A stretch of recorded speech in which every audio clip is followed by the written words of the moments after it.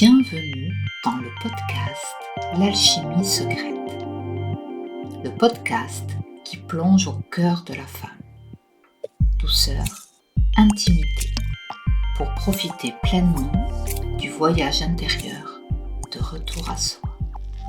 Bienvenue chez toi. Veux-tu vivre seulement des émotions intenses? Es-tu accro à l'intensité versus la tranquillité? Bonjour et bienvenue dans ce nouvel épisode de podcast. Aujourd'hui, je vais te partager une prise de conscience qui est arrivée récemment à moi au sujet de l'intensité des émotions, de l'intensité vécue et recherchée, qui finalement n'est pas forcément la meilleure attitude à avoir. Alors, comme d'habitude, je vais te partager là où moi j'en suis et par rapport aux émotions et comment je les vis et comment je recherche à les vivre finalement. Et c'est très récent que je me suis posé cette question, que c'est arrivé à moi, cette idée de ce rapport en fait entre l'intensité des émotions et le fait finalement que ça entravait peut-être ma paix. Alors comme toujours, ça je voudrais commencer par ça, comme toujours, quand on a une prise de conscience, quand j'ai une prise de conscience, elle n'arrive pas toute seule. Ce que je veux dire par là, c'est que pour qu'une prise de conscience arrive, il faut qu'il y ait une information extérieure, un lien extérieur qui arrive. C'est-à-dire, par exemple, je vais écouter une musique, et les chansons vont m'interpeller, ou je vais regarder un film, ou je vais avoir une conversation avec quelqu'un, ou je vais écouter sur Internet un partage, ou un événement va arriver, vous voyez ? Ou même je vais avoir un lien avec, par exemple, la nature. Mais en tout cas, à un moment, il y a comme un échange, un partage, un lien qui se fait et qui vient comme ça nous toucher quelque part et nous ouvrir une nouvelle compréhension qui va faire son petit chemin et qui tout à coup va nous faire réfléchir et va nous permettre en fait d'arriver à un nouveau niveau, une nouvelle compréhension tout simplement. Et je voudrais vous dire ça, pourquoi ? Parce qu'en fait ça me permet aussi de voir l'intérêt, je m'auto-valide dans mes partages.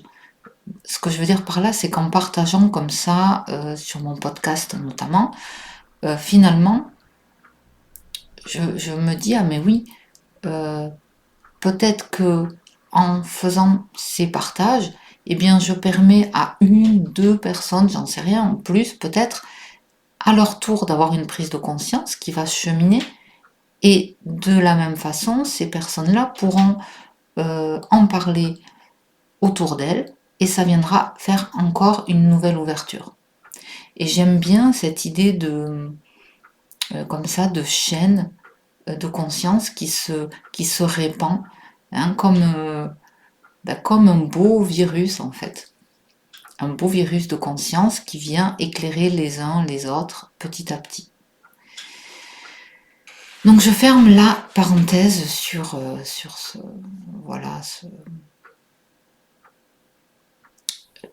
cette façon de partager et de s'éclairer les uns les autres finalement.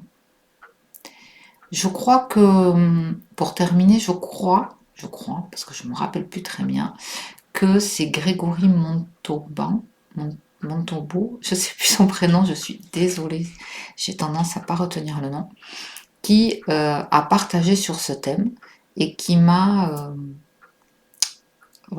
permis d'aller plus loin. Donc si je retrouve, si je suis pas sûre, alors désolée si je me trompe, mais je crois bien que c'est lui. Si je retrouve, je vous mettrai un lien en dessous. Ça y est, je ferme la parenthèse.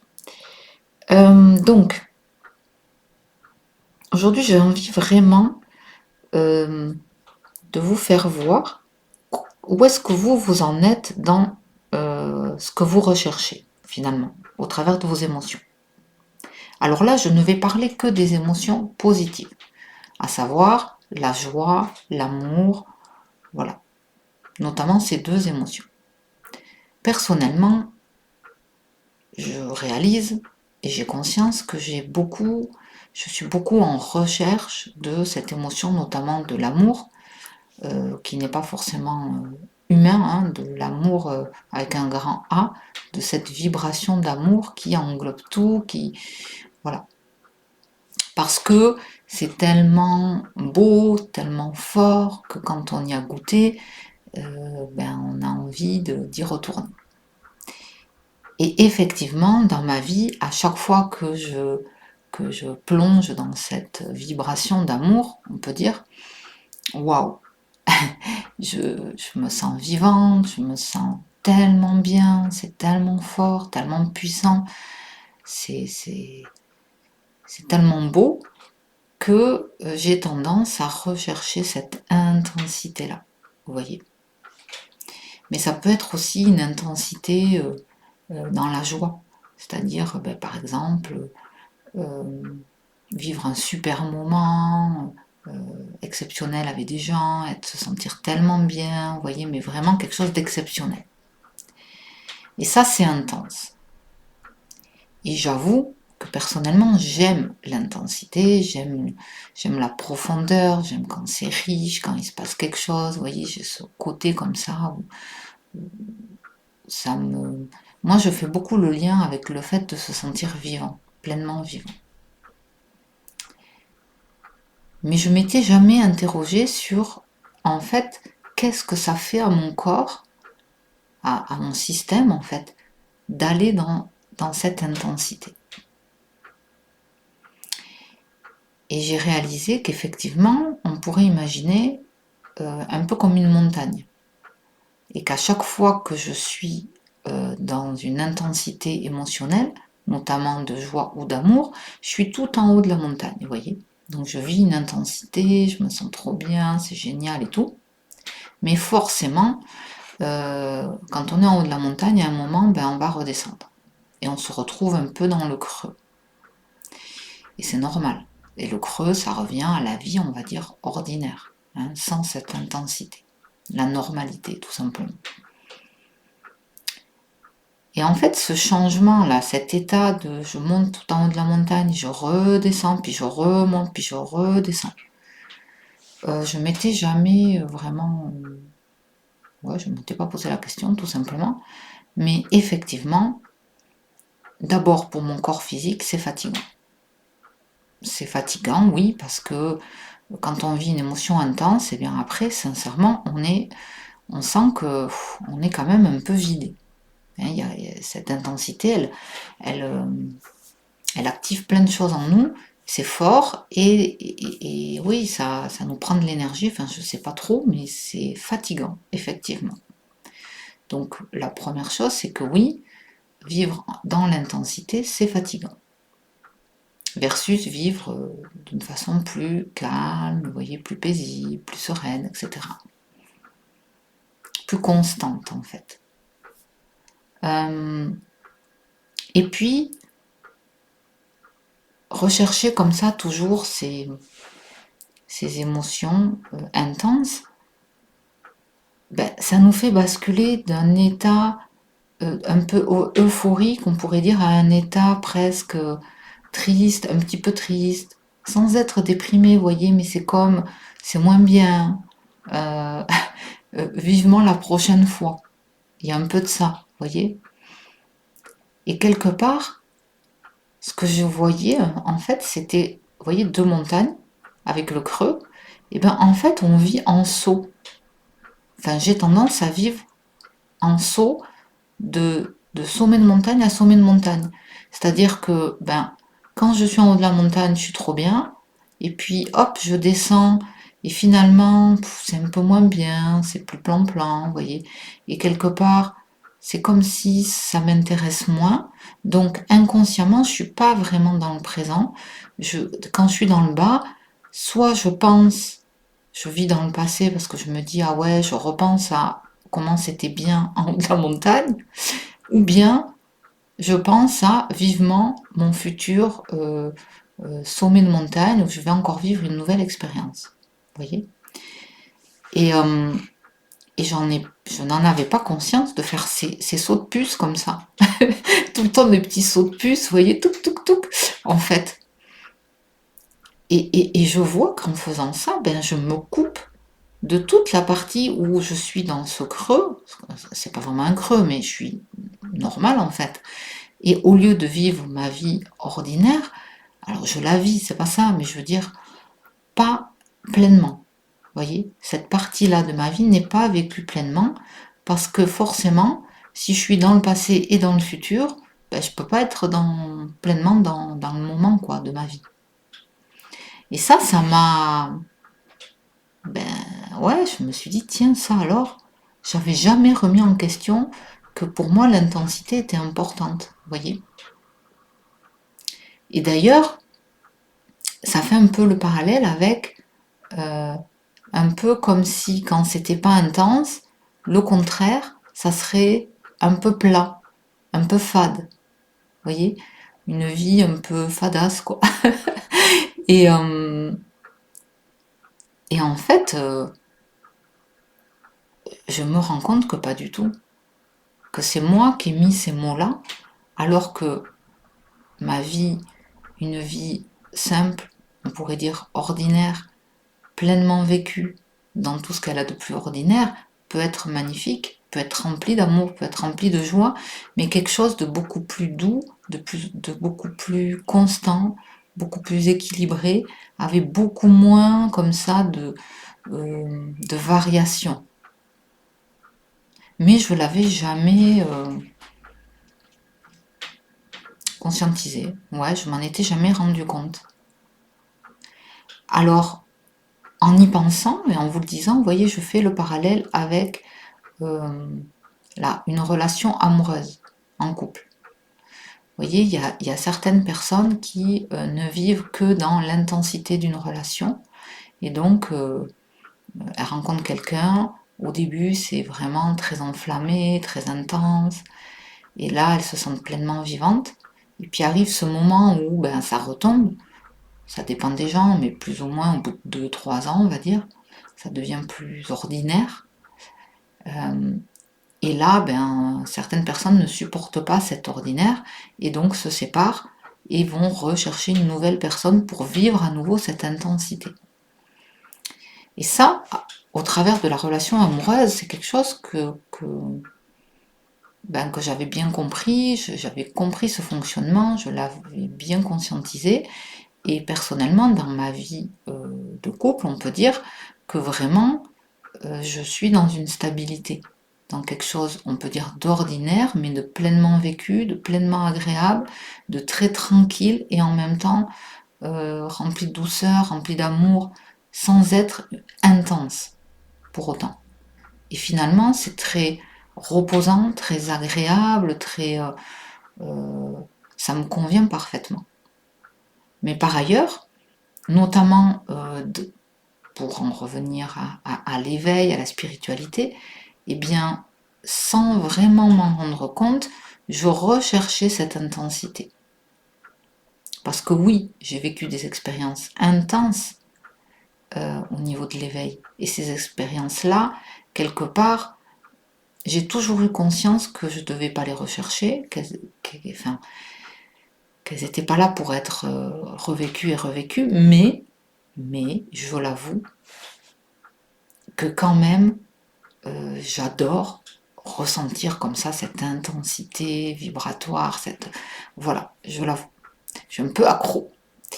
Et, et là, d'un coup, j'ai pris conscience à quel point, finalement, cette façon de vivre cette intensité pouvait m'entraver dans une véritable paix, le véritable amour, de la même façon que la véritable joie.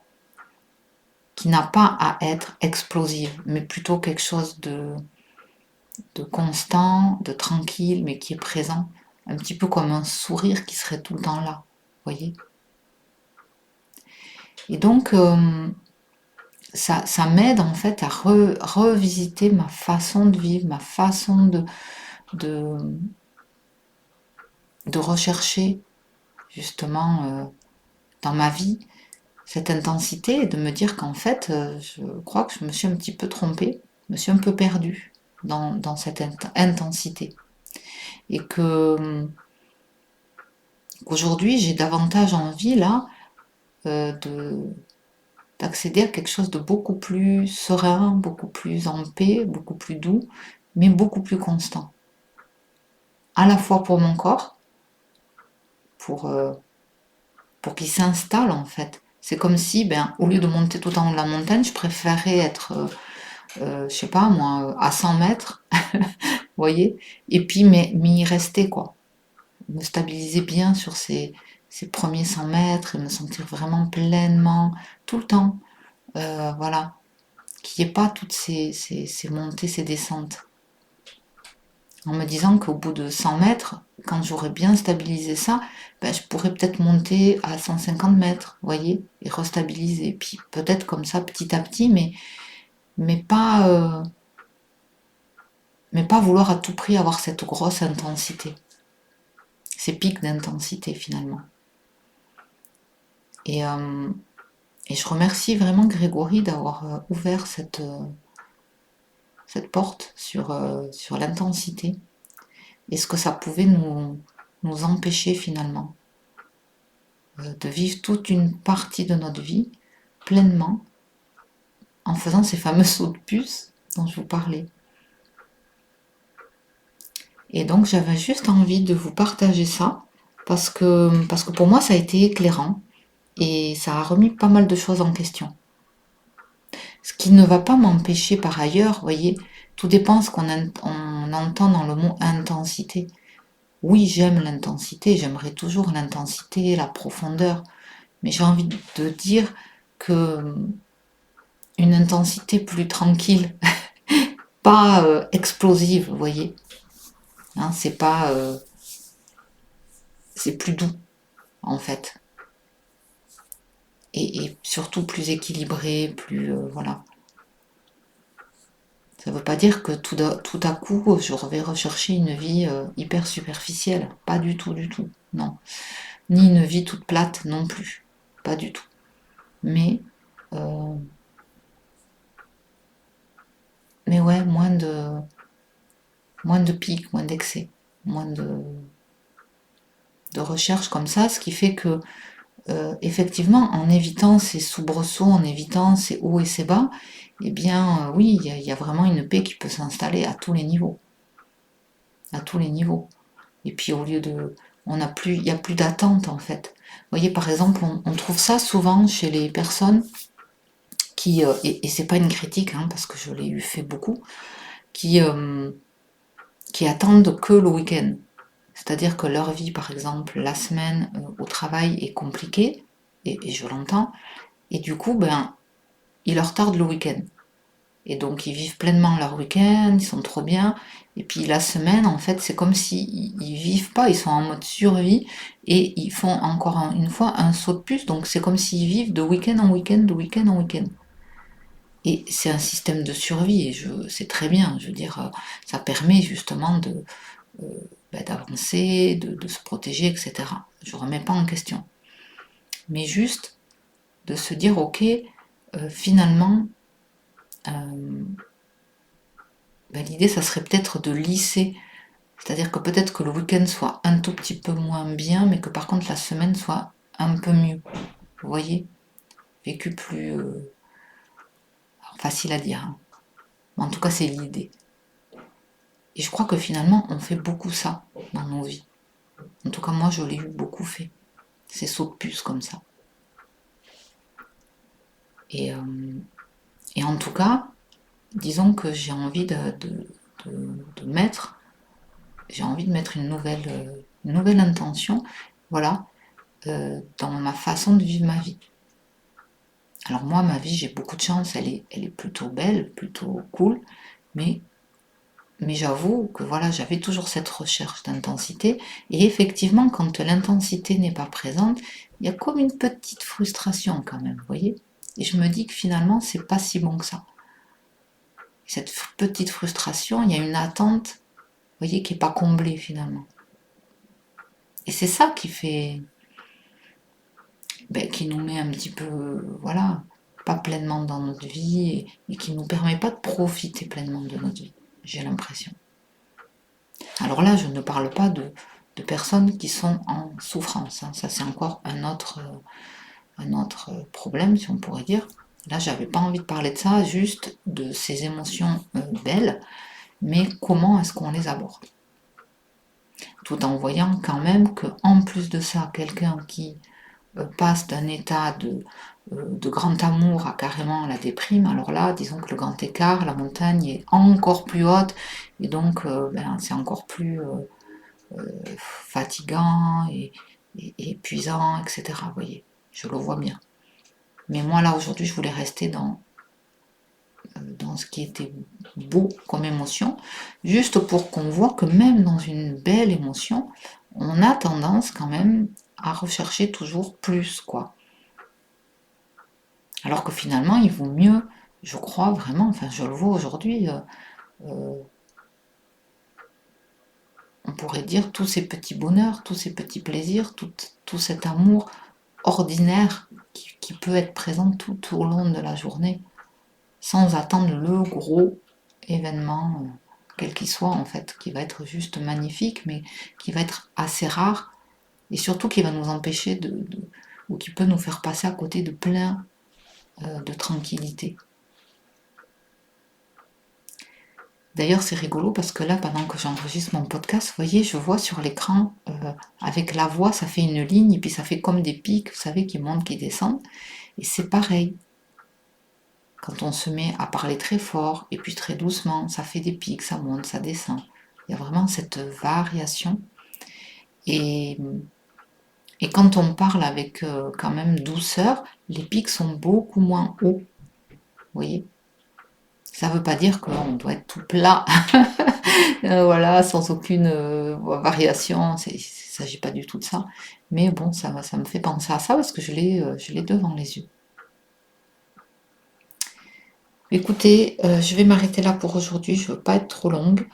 N'hésitez pas à me faire des petits partages, comme d'habitude, en commentaire. Vous pouvez m'envoyer un mail à contact@belleetsacrée.com si vous voulez échanger un peu plus. J'adore échanger, partager. Dites-moi, moi c'est vrai que j'aime bien avoir les retours, ça me permet aussi de me dire que ça a un petit impact, que parfois ça éclaire aussi pour vous quelque chose. Et je trouve ça toujours riche, voilà, de se partager entre nous. Je vous fais plein de bises et puis je vous dis à très vite. Ciao. Vous venez d'écouter le podcast de l'alchimie secrète. Je vous en remercie.